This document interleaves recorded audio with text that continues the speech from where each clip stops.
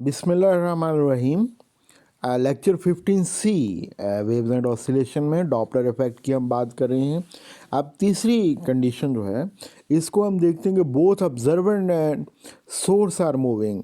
Sound source और observer दोनों जो वो मूव कर रहे हैं। The derivation of different condition when both observer and source are moving is given below. E part हम इसको कहेंगे both observer and source are moving towards each other. पहले ये अब सोर्स है, ये ऑब्जर्वर है, ये दोनों एक दूसरे की तरफ जो है वो मूव कर रहे हैं। जब ये दोनों रेस्ट पर होते हैं तो F equal to V over जो वो लैम्डा के बराबर होता है। अब हम कहते हैं अज्यूम, पहले फ़र्ज़ कर लें assume that source is at rest.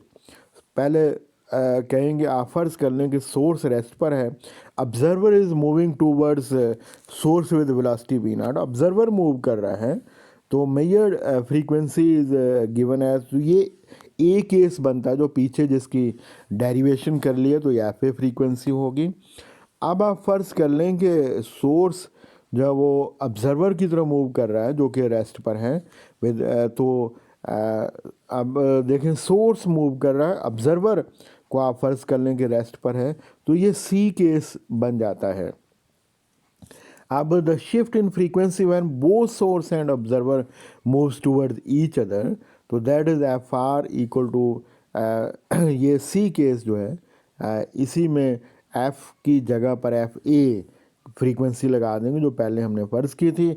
अब एफ ए की वैल्यू जो है वो यहाँ पर पुट कर दी है तो एफ आर रिलेटिव फ्रीक्वेंसी जो है वो ये निकल आएगी। अब ये टर्म जो है चूँकि वन से ग्रेटर है that means F R is greater than F. Conclusion ये निकला the observer measure increase frequency when both observer and source are moving towards each other. जब ये दोनों एक दूसरे की तरफ मूव करते हैं, ये ऑब्जर्वर है, ये सोर्स है। अब आप देखेंगे ये फ्रीक्वेंसी का फार्मूला निकलाएगा। आप करेंगे ये कि पहले आप कहेंगे कि ऑब्जर्वर को मूव करें और सोर्स को रेस्ट पर ले लें, तो आपका या तो ए केस बन जाएगा या बी केस बन जाएगा। उसके बाद आप ऑब्जर्वर को कहें कि वो रेस्ट पर है और सोर्स को कहें मूव करें। सोर्स या तो ऑब्जर्वर की तरफ मूव करेगा या अवे मूव करेगा, सी केस बनेगा या डी केस बनेगा। तो आप ये सोर्स की जो फ्रीक्वेंसी आपने लिखी है और पहले वाली इसकी फ्रीक्वेंसी एफ ए या बी पुट कर दें तो आपका फार्मूले की डेरिवेशन हो जाती है। अभी देखेंगे एफ में हम देखते हैं observer and source are moving away. अब ये अवे मूव कर रहे हैं, सोर्स जो है वो इस तरफ जा रहा है, ऑब्जर्वर जो है वो इस तरफ जा रहा है।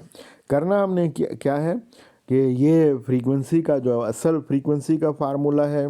अब हम कहते हैं कि zoom that source is that rest. पहले सोर्स को जो है वो रेस्ट पर ले लो और ऑब्जर्वर इज़ मूविंग अवे। अब अगर सोर्स रेस्ट पर है तो ऑब्जर्वर देखें अवे मूव कर रहा है इस डायरेक्शन में, तो यह बी केस हो गया जिसकी डेरिवेशन पहले की हुई है।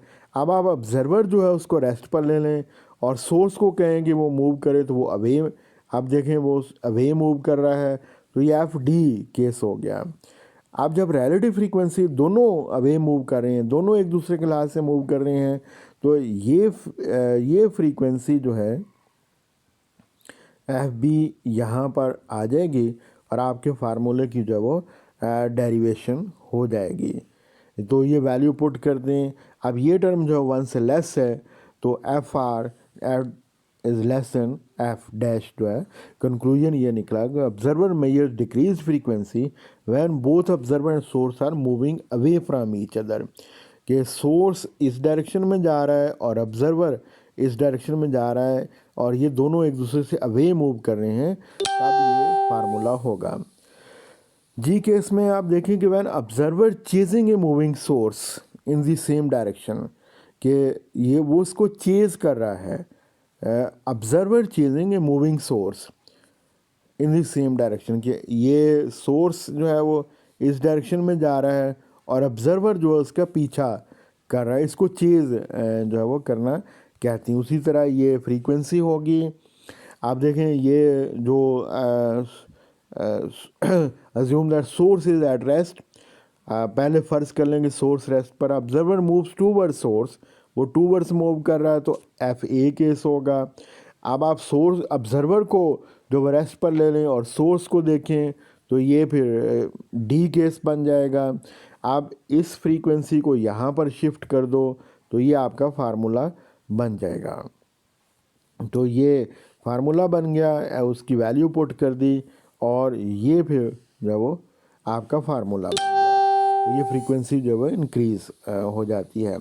आप देखें source is chasing a moving observer in same direction, कि ये ऑब्जर्वर जो है वो इस डायरेक्शन में जा रहा था और सोर्स जो है वो उसको चेज कर रहा। पहले ऑब्जर्वर सोर्स को चेंज कर रहा था, अब सोर्स जो है वो ऑब्जर्वर को चेंज कर रहा है। उसी तरह ये पहले फ्रीक्वेंसी हम लिख लेंगे। अब पहले हम सोर्स को रेस्ट पर ले लेते हैं और ऑब्जर्वर जो है, देखें ऑब्जर्वर इस डायरेक्शन में मूव कर रहा है तो ये अवे मूव कर रहा है।